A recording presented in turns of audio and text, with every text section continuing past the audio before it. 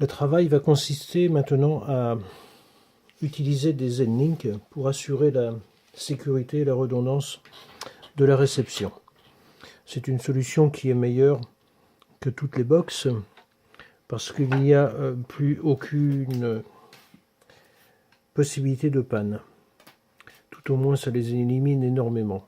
Donc l'appareil en question, c'est ce petit boîtier-là, qui s'appelle un Zenlink, qui a deux câbles d'alimentation, un rouge et un noir, le rouge étant le primaire, le noir le secondaire. Ça se raccorde sur les récepteurs. Et vous avez deux sorties ici, sur lesquelles on peut mettre deux cerveaux ou un seul cerveau avec deux prises, pour assurer les contacts. Donc, pour travailler avec des Zenlink, il nous faut effectivement deux récepteurs. Ils peuvent être de marques différentes, peut-être pas de systèmes différents, mais de marques différentes. Ça veut dire deux Futaba, deux Grosvenor, deux JR, de ce que nous voulons, mais il faut bien effectivement avoir deux récepteurs. Ici, on va travailler avec deux récepteurs GT. Je les ai déjà appairés et je les ai répertoriés en tant que un primaire et un secondaire. C'est pour savoir comment je vais pouvoir me connecter ensuite. Donc pour la radio, on utilise une petite radio GT. On se la met en route. Et je suis donc en double transmission. Donc ça, c'est des choses que nous avons déjà vues. Vous n'avez pas ça sous la main, vous ne le savez plus, on ne va pas le reprendre, parce que les vidéos sont très longues, et je vous invite à regarder la vidéo qui concerne les émissions en transdouble. Donc, nous avons une alimentation, bien entendu, à faire sur le récepteur numéro 1, que j'appellerai quelquefois 1 ou quelquefois A, c'est le même. Il est alimenté maintenant, mais la radio n'est pas partie. Pourquoi? Parce qu'elle attend simplement le deuxième. Elle ne partira pas si le deuxième n'est pas en service. Récepteur lié. Voilà. Nos deux récepteurs sont en fonction. Sur ces deux récepteurs-là, on va surtout travailler les Zenlink, c'est vrai, mais les fail-safe. Parce que les Zenlink, on est déjà un petit peu vu. On va les survoler simplement. Donc les fail-safe, dans cette radio, nous allons pouvoir découvrir dans les menus modèles de VX Explorer 2R12. Donc le primaire et le secondaire. Si je rentre sur un récepteur, dans les réglages généraux, je n'ai rien à faire puisque je ne changerai absolument rien là. Dans les fail-safe, c'est là où on va pouvoir paramétrer nos fail-safe. Le problème, c'est que tout au moins par définition, par défaut, ils sont tous en dernier ordre reçu. C'est la fonction hold. Si on va à l'intérieur, nous avons la possibilité de choisir sortie sur off total, c'est-à-dire plus rien. S'il y a une perte de portée, nous n'envoyons aucun signal, ou une fonction fail-safe. Dans un récepteur classique, on utilise ceci. C'est très simple. Vous cliquez sur fail-safe, vous allez sur la valeur, vous jouez votre valeur et vous appuyez sur la touche appliquer pour voir ce qui se passe. Ça veut dire que si vous appuyez sur la touche appliquer, votre cerveau va se mettre en position. Par exemple, pour régler un gaz, c'est très simple, on appuie sur appliquer. Vous avez votre cerveau qui va bouger en fonction d'une éventuelle mise en fail-safe. Donc c'est très simple à régler. Lorsque c'est réglé, vous voulez par exemple 80%, et bien vous montez sur vos 80%. Et quand c'est fait, vous appuyez sur la touche appliquer. Terminé. Le fail-safe est réglé dans un récepteur classique, j'entends. Ici, c'est tout le contraire. Il ne faut pas faire comme ça. Donc, on va le repasser pour l'instant sur hold, comme il était avant. Voilà. On va aussi jouer dans les récepteurs sur les sorties du récepteur. Alors ça, c'est des fonctions. Lorsque vous avez beaucoup d'attributions, ici, on voit que je vais travailler jusqu'à 13 sorties, 14 sorties. Seulement, j'ai des récepteurs qui ne font que 12 sorties. Donc les deux dernières, vous voyez, c'est marqué non affecté, non affecté. Mais il va falloir que je les rebalance sur le récepteur numéro 2, sur une autre voie. Alors là, c'est pas trop compliqué, on va le simuler, on va le faire.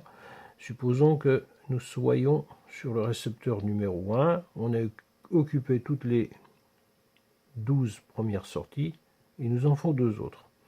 Eh bien, la sortie 13 et la sortie 14, je pourrais les réattribuer. Imaginons que nous soyons sur le récepteur numéro 2 et que je ne me sers pas des volets sur la voie 3. Je vais donc cliquer dessus et choisir la fonction 13 qui n'est pour l'instant non attribuée. Et bien sur la sortie 3, j'aurai mon crochet qui est affecté sur la 13. Ça me plaît bien. Je vais faire la même chose sur la voie suivante. Et là, j'ai une fonction que j'ai appelée Impulse qui va me servir pour piloter mon téléphone et ma tablette à partir de la radio. Ça, j'entends, c'est pour ce modèle précis parce que c'est un modèle qui est prévu pour les circuits triangle GPS, qui est en préparation. Donc voilà, ça c'est le changement d'attribution. Petit détail, et oui, on me dit que cette radio fait du 24 voix. Ouais, bien sûr. Seulement, c'est un émetteur 16 voix. Alors, jusqu'à 16 voix, on peut les attribuer et les régler. Seulement, si vous définissez plus de 16 voix, et vous le passez en module 24 voix, c'est pas tout à fait comme ça que ça passe. La 16, les 17, les 18 et 19, on ne peut pas les jouer. Vous pouvez régler effectivement 24 cerveaux, mais ce ne peut être que des copies des 16 premiers. Il faut bien le savoir. On les règle indépendamment, mais on reprend par exemple si vous avez un cerveau à 8 ailerons, une aile avec 8 cerveaux d'ailerons, et bien vous en avez 4 que vous avez établir pour par exemple un côté, et puis vous allez recopier vos 4 qui vont porter les mêmes noms, les mêmes numéros, mais qui seront de l'autre côté. Ça vous en fera 8 effectivement que vous pourrez régler sur les radios. Mais c'est pas 8 voix que vous allez utiliser, c'est 4 voix en doublant. C'est un petit détail important que tout le monde ne comprend pas trop. Allez, on va revenir à notre fail-safe. Je vais vous expliquer. Donc là, on a bien deux récepteurs R12. Vous voyez le A et le B. Je vais vérifier. Attendez, je vais quand même vérifier sur quelle voie nous allons travailler. Oui, ici, on va travailler sur la voie 11, qui est sur le manche de gaz, par exemple. On va utiliser celle-ci. Et puis, on peut utiliser la 9.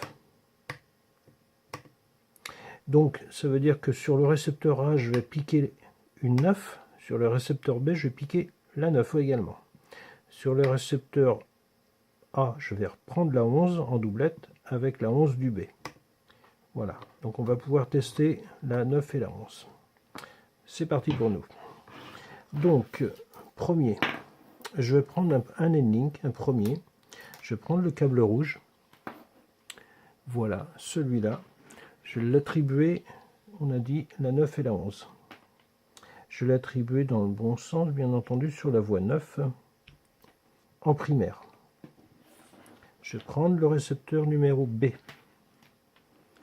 Toujours la prise noire, que je vais mettre sur le récepteur numéro B en voie 9.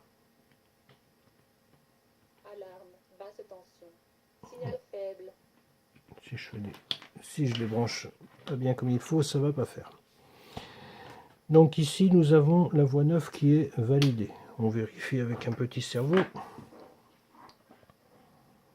Le petit cerveau, on le branche sur une sortie. Il faudra protéger la seconde si vous ne l'utilisez pas. Donc La chaîne du numéro 9 normalement est attribuée. Tout à fait. En voilà un. On va régler son failsave après. Pour faire comparaison, on va prendre le deuxième. On a dit sur la 11. Donc je reprends mon deuxième N-Link. Je vais mettre sur la voie numéro 11. Toujours le rouge sur le A. Je reprends la prise noire que je vais mettre toujours sur le 11, mais sur le récepteur B. Ce qui est fait. On récupère notre N-Link. Pour l'instant, lui, il n'est pas du tout paramétré et il n'y a pas de failsafe de paramétrer. On lui met un récepteur pour contrôle sur une des deux sorties. Voilà. Alors, vérification. Est-ce que nos petits récepteurs sont en fonction? La voie gaz, c'est le cerveau le plus lent. La voie crochet, c'est le cerveau rapide. OK? On va déjà vérifier si tout ça, ça fonctionne. Je vais mettre hors service un récepteur. Par exemple, celui-là. On va mettre le A hors service complet. Je débranche. Je crois que ça va chanter. Ça va chanter. Ben oui. J'ai la petite dame qui chante. Et elle me dit de vilaines choses. Elle me dit que j'ai plus du tout d'antenne, j'ai plus du tout de puissance, j'ai une perte de signal et plus du tout de données. C'est bien beau ça. Bon, on est mal barré, mais non. Vous voyez, mon manche de gaz me permet quand même de piloter mes deux cerveaux. Ça veut dire qu'avec un récepteur complètement chanté, qu'il ait perdu une antenne ou deux antennes ou son alimentation, ça fonctionne. On va brancher le deuxième récepteur. Donc, elle me dit alarme basse tension, c'est un test, vous inquiétez pas. On va prendre le deuxième récepteur, on va lui faire la même punition, on le débranche. Signal perdu, le même message, et vocal et affiché, mais tout fonctionne. Donc quel que soit le côté de l'avion que nous allons perdre, on a toujours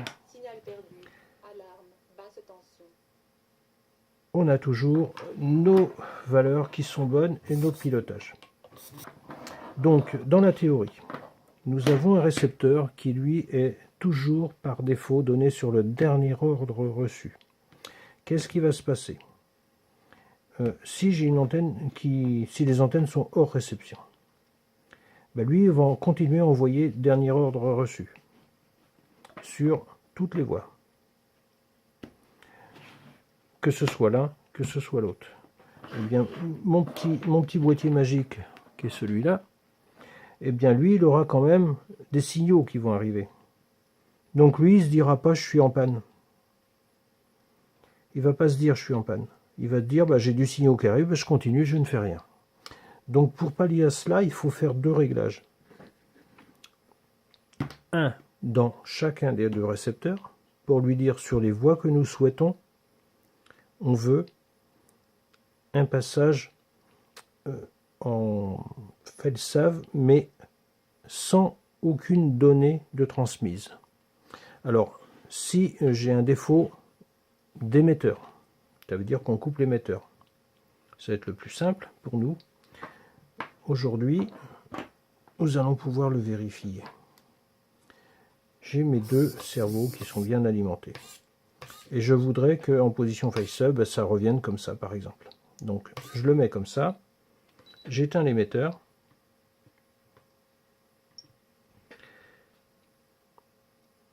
Mon émetteur est éteint. Preuve à l'appui. Eh bien, rien n'a bougé. Rien n'a bougé parce que lui et lui disent dernier ordre reçu, je continue à envoyer. Eh bien, mon N-Link, bah, lui, il considère qu'il a toujours des transmissions et il ne va pas bouger les cerveaux. Donc, il nous faut réagir autrement. Je rallume l'émetteur. On a bien la liaison. Donc, on va faire nos petits réglages. Donc, premièrement, dans les deux récepteurs, nous travaillons sur la voie 9 et la voie 11. Donc, on va s'occuper de régler un seul, ça suffira, je pense. La voie 11, c'est le cerveau le plus lent, qui est sur les gaz. Donc on va régler la 11, et on va laisser la 9 en défaut. On retourne dans nos modèles Device Explorer R12. Je descends sur FailSafe. Je vais descendre sur la voie 11. Et là, je vais lui dire sortie off. D'accord? C'est tout ce que je fais. Je redescends sur l'autre récepteur. FailSafe. Il faut bien sûr prendre la bonne. On prend la 11 et je la mets sur off.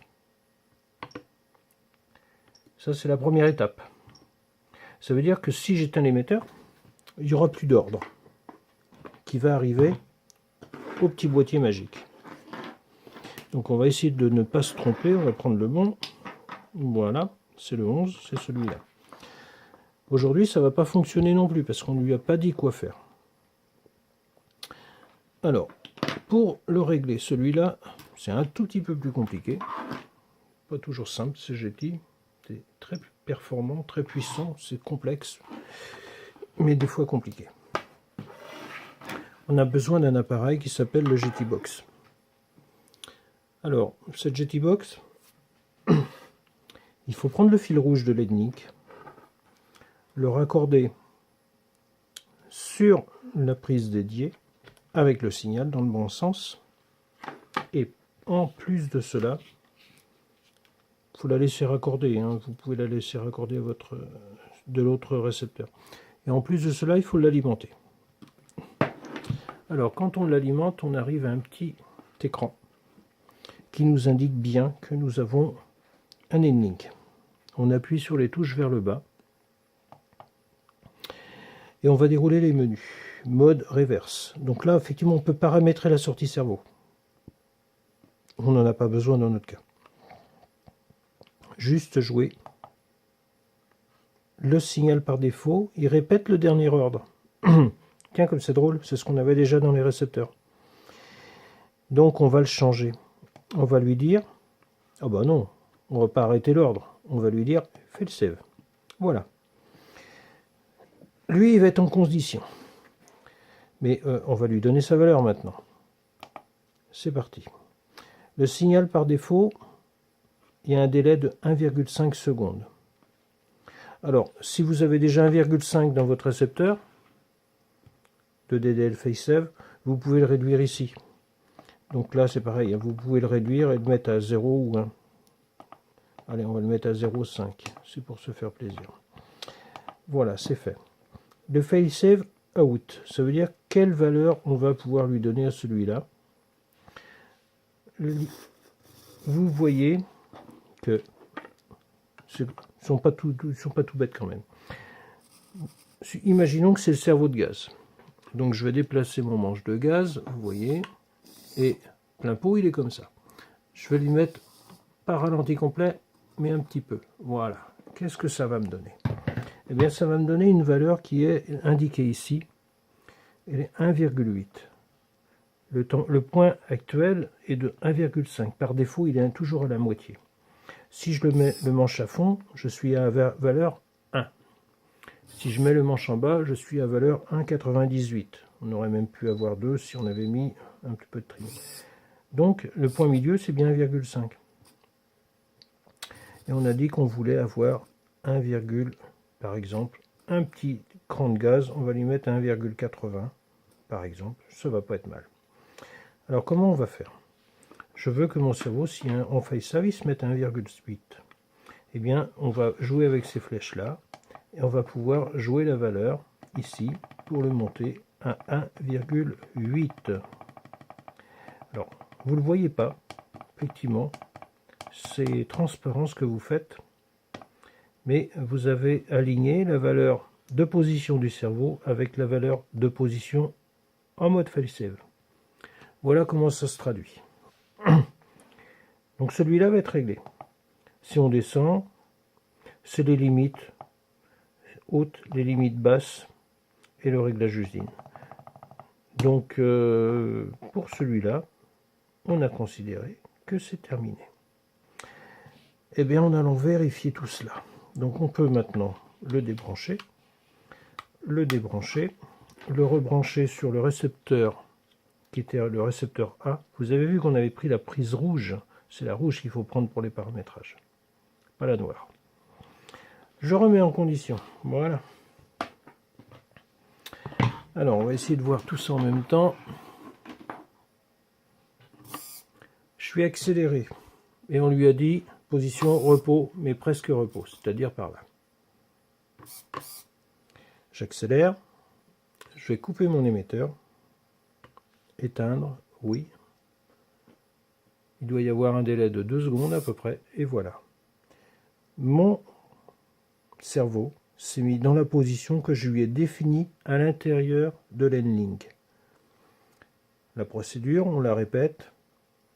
Dans le récepteur A, mise en drapeau, ça veut dire arrêt complètement de l'information, sur la voie concernée. Récepteur B, mise en drapeau des valeurs, c'est-à-dire aucune information qui s'envoie vers l'N-Link. Et dans l'N-Link, eh bien, on va lui paramétrer la position qu'on veut au cerveau. Voilà le cheminement. Si je rallume l'émetteur, voulez-vous allumer l'émetteur? Normalement, mon cerveau devrait reprendre sa position primaire. Voilà, immédiatement. Vous avez vu, la liaison est extrêmement rapide. Et puis tout fonctionne. Donc vous avez vu en même temps que le réglage des N-Link, vous avez vu le travail de sécurité avec 2 récepteurs, double transmission, sur 2 bandes séparées, une bande pour celui-là, une bande pour celui-là, 2 antennes pour un, 2 antennes pour l'autre, double alimentation, ça veut dire que si vous perdez une alimentation, eh ben, ça fonctionne quand même. On a une redondance complète. Ça veut dire qu'on peut débrancher n'importe quel fil. Ça ne fait aucun danger à l'appareil. Vous allez perdre un cerveau, point final. Et si votre cerveau vient à bloquer, ce qui peut arriver, qu'est-ce que vous allez faire fumer? Toute la partie électronique et vous allez perdre un cerveau. Toujours un cerveau. Vous ne perdrez jamais un récepteur plus un autre récepteur. Si vous aviez ici une central box, et qu'elle vienne à fumer, eh ben vous perdrez la totalité de votre avion. Ici, s'il y en a un qui fume, vous n'en perdrez rien. Parce que vous avez des N-Link qui sont là. Et les N-Link vont faire le travail avec le deuxième récepteur. Voilà pourquoi je préconise énormément ces montages. Alors on peut faire des montages, vous allez me dire 2 récepteurs, 12 N-Link, ça fait un budget énorme. Ouais. Il y a des possibilités plus douces, je dirais. C'est de croiser, de travailler à l'ancienne, je vais dire. Ça veut dire sur les voies qui sont secondaires, vous allez travailler par exemple sur les premières sorties. C'est-à-dire que vous allez prendre un côté droit, un côté gauche, un côté droit, un côté gauche, un côté droit, un côté gauche. Et les voies qui sont, je dirais, sensibles, une profondeur, vous la prenez profondeur, profondeur, N-Link. Vous avez besoin de 2 ailerons qui soient bien sécurisés, un aileron, N-Link. Un deuxième aileron, N-Link. Ça veut dire que vous allez avoir au minimum toutes vos voies vitales qui vont être sécurisées par la double, et les autres qui vont être en sécurité croisée. Ça veut dire que vous allez avoir un aileron ou un volet sur la droite, un volet sur la gauche. Si vous en perdez, vous n'en perdez qu'un. Mais ça fait une facture un peu plus douce. Et ça ne dépasse pas, ou très peu, le prix d'une box. Mais c'est ô combien plus sécuritaire. Voilà ce que je peux vous dire. À 6 petits détails. Là, on a travaillé avec des récepteurs GT. Vous imaginez que vous avez des récepteurs FUTABA. Alors, si vous avez des récepteurs FUTABA, écoutez, il faut prendre des N-Link tout seul, les brancher sur vos FUTABA. Mais là, vous êtes obligé d'avoir le petit boîtier pour la programmation. Parce que la programmation FUTABA, vous la faites avec votre radio. Je pense que vous savez faire. Et la programmation dans les N-Link, au vu de cette vidéo, vous saurez les faire. Avec le petit boîtier. à condition de donner un signal coupé sur les deux récepteurs. Là, le petit détail de sécurité. Un cerveau, vous envoyez toute la sécurité en doublette jusque-là, et vous travaillez sur un seul fil de votre cerveau. Au pire qu'il a été mal serti, ça arrive. Des fois, ça arrive que le cerveau est mal serti, la gaine ça m'est arrivé, hein, j'en ai vu comme ça. On ne comprend pas pourquoi ça fonctionne, ou ça fonctionne mal, ou interminable, et puis c'est mal serti. Alors ici, vous avez la possibilité de couper votre cerveau, couper votre câble de cerveau, mettre deux prises, et puis vous doublez tout simplement vos connecteurs pour le même cerveau. Ça veut dire que vous maintenez la sécurité au niveau des contacts. Voilà pourquoi il y a double sortie. Et oui, c'est un peu des maniaques chez GT au niveau sécuritaire, mais on va pas s'en plaindre. Que peut-on faire de plus avec les Zenlink? Eh bien, on va brosser un petit tour d'horizon très rapide. Ce que je vous ai montré, donc, c'est une solution avec un émetteur, un module de transmission qui va travailler sur deux bandes, ou sur une bande avec deux récepteurs en parallèle, un master et un clone, ou double transmission, comme dans le cas des GTI, ou si vous mettez deux HF dans votre émetteur, ça fonctionne aussi très parfaitement. Moi, j'ai longuement travaillé avec une multiplex, avec deux émetteurs, deux HF GTI, à l'intérieur de la multiplex, pour passer en double transmission avant l'arrivée des émetteurs GTI. Donc vous avez un récepteur 1 et un récepteur 2, comme je vous l'ai montré, puis là vous mettez vos Zenlink et vous les croisez, raccordez un, raccordez là, raccordez, raccordez, raccordez. Donc ça, c'est ce que je vous ai montré dans la vidéo. Après, on peut faire plein de choses, enfin pas plein de choses, on peut faire plusieurs choses intéressantes. On en parle peu de cela, mais il faut quand même le dire. Imaginez que vous voliez avec un avion ou un multicoptère. Hein. Mettons un multicoptère qui travaille avec une platine de stabilisation. Ça peut être aussi un hélico en fly-barless, par exemple, ou un gyro, une platine gyro, comme un Peacock. Donc vous avez la possibilité d'utiliser un Zenlink, un seul, qui va vous envoyer une trame ppm stabilisée entre deux récepteurs. Donc ça, si votre platine ne sait pas prendre deux entrées ppm pour poser deux récepteurs, vous pouvez les faire avec un Zenlink. Ça veut dire que vous avez un AQ qui vient sur le récepteur numéro 1, qui est relié sur l'entrée master, qui est la rouge. Vous avez une batterie, un récepteur numéro 2, qui est relié sur le câble noir. Donc vous avez une entrée ppm, une entrée ppm, Zenlink qui fait le boulot entre les deux meilleures batteries, les deux meilleurs récepteurs.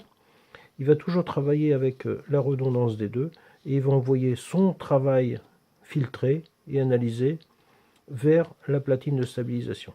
Donc ça veut dire que vous avez bien double récepteur, alors que vous n'avez qu'une seule entrée. Ça, c'est une possibilité.